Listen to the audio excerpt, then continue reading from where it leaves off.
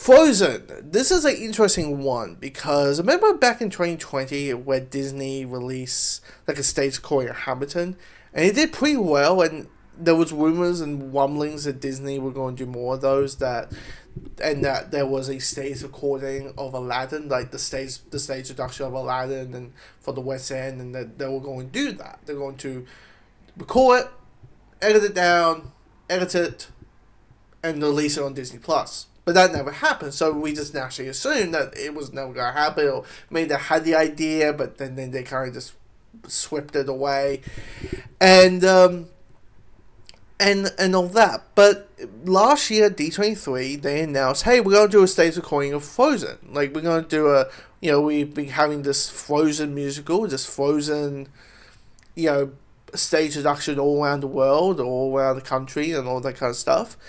And we are going to record the West End version of the version for the West End. It'll be the same thing, like if you saw it in Broadway, you saw it in one country and another, it's pretty much the same thing, but it's going to be the West End cast. And I'm like, cool, awesome, can't wait to see it, because I saw the Hamilton one, and I quite enjoyed that. And let's be honest, I think the whole curiosity, like, what would it be like in live action? It's more curious of how are they going, like, when you watch Frozen, or you watch any of these anime movies that these adaptations are based on, there's a curiosity of how the fuck are they going to do it? How the fuck, like Lion King, you think it's talking lions. Last I checked, lions don't actually talk. I mean, unless you count that as shitty lion noises, but unless you count that as talking, they don't really talk. How, and you doubt you're actually going to have lions on stage, so how are you going to pull that off, right? Beauty and the Beast, which I saw on stage, and it's an amazing performance and all that kind of stuff. You're curious, how are you going to do, talking clocks and talking furniture? How are you going to do that? And also all the numbers, like how would you be my guest, and how you're going to do Gaston, and with Frozen, there's that sense of how you're going to do Let It Go, and having Elsa who has ice powers. How are you going to translate that on a stage? Like in a film, like, look, CGI. That's what you're going to do. Like Elsa, like doing Let It Go, but it's all CGI. Honestly, I shit you not. Like, tangent here. Am I surprised that there's gonna be a live action Moana before a live action Frozen? Is that weird? Because I know Frozen's gonna make all the money if they did a live action version of the first film. It could be their version of How to Train Your Dragon, all we know, but it's interesting. It's interesting that. But I went, like, while watching it, I was thinking, I think I know how you would do this in live action and keep it the spirit of the original, but still keeping it new, still keeping the story intact, still having all the moments that people want to know. Like, I was thinking, like, Let It Go as one take. Like, you can do Let It Go as one take. And that. And also use the Broadway version, like, with the songs, like, there's a song called Monster, and then add that in there, and, like, so it's, like, it's different. It's like, it's still the same story, but here's some different takes and all that kind of stuff. And all that. My head went, like, I think, hey, Disney, call me if you're interested for live action Frozen. You know what I mean? I think I have a way in. But I happy to write it, because I won't lie. Bit of a song and dance man. Wouldn't mind writing a musical. Just want to point out that. I don't know why I'm right now doing a tangent of saying, hey, Disney, please give me a job. Like, I'm surprised I'm doing this right now. But anyway. But how is this performance? How is it? How is the 2 hours? It's a little bit under 2 hours, but let's say 2 hours, for sake. I think it's really well put together. Like, there's certain things in it, like in the second half, that I felt was a little bit too rushed. That's what I felt like, even that with Beauty and the Beast, where when I saw Beauty and the Beast on stage, where, like, Act 1 felt like it took its time, and they would establish everything and build everything up. And then after Let It Go, which is the end of Act 1, Act 2 just like boom, boom, boom, like it's going the rhythm of the movie very, very quickly with the add song here and there. And I'm like, because I paused it, I'm like, 45 minutes left. Okay. Like, I know Act 2 is quicker, is a short, normally are shorter acts than Act 1.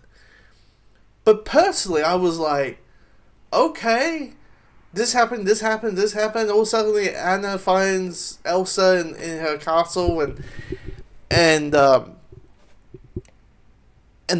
and I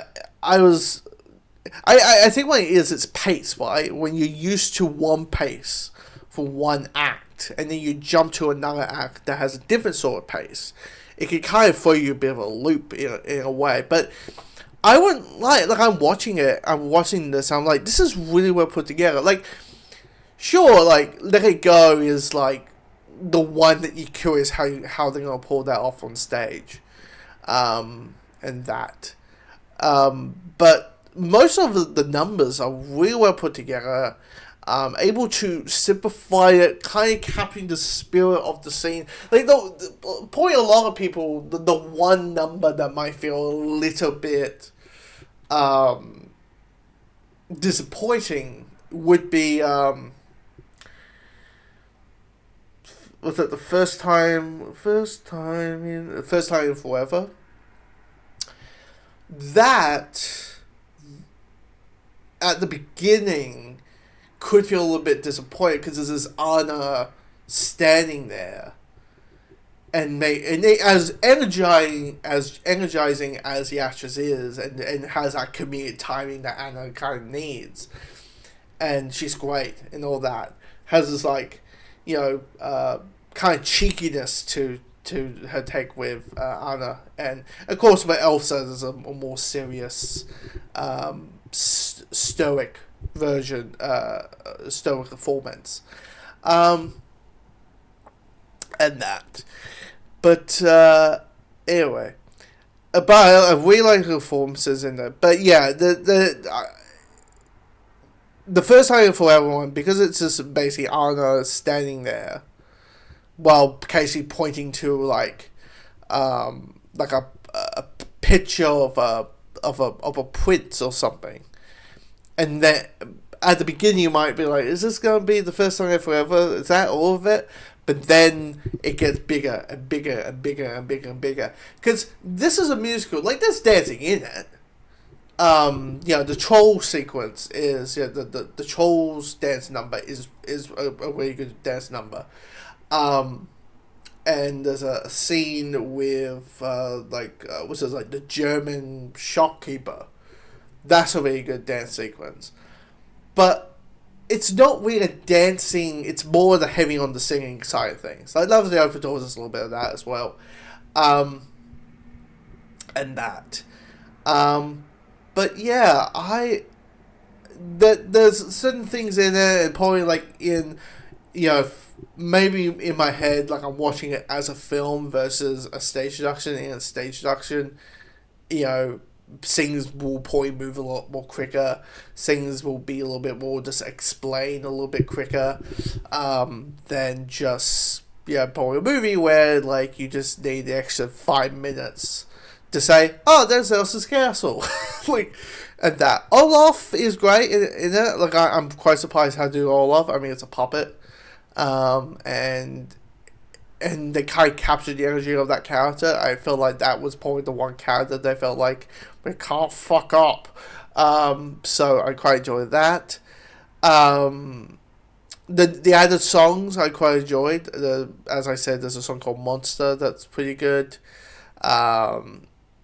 There's another one. There's a couple other takes of like classic songs. Like, they play Let It Go a couple of times, or just play the lyrics of Let It Go, in like big, probably in the context of the movie, like the big action sequences, like at the end, and that. But I would recommend it. And if you're Like even I just picture people like, oh, these live action remakes. It's a stage. I don't care. It's just it's a live action take.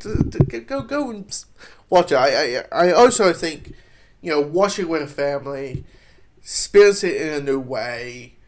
And that, and there's good humor in there. There's a lot of adult humor, surprisingly.